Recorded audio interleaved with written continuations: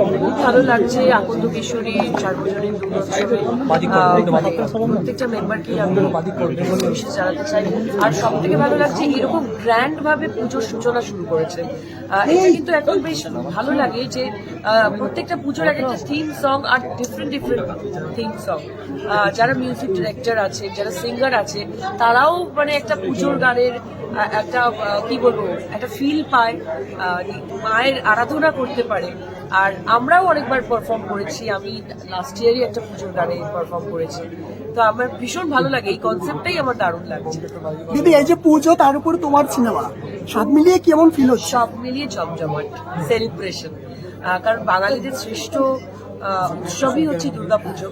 আর সেই দুর্গাপুজোর সময় আমাদের বাংলা সিনেমা অনেক রিলিজ হয়।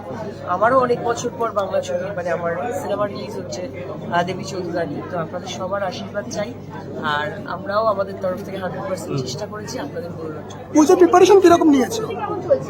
এই তো আজকে থেকে শুরু হয়ে গেল, একটু নিজেকে সুস্থ করে তুলি, গলার অবস্থা একটু খারাপ, শরীরটা খারাপ আর কি। ঠিক আছে, পার্ট অফ লাইফ, আবার সুস্থ হয়ে গিয়ে আবার প্রমোশনে ঢুকে যাবো।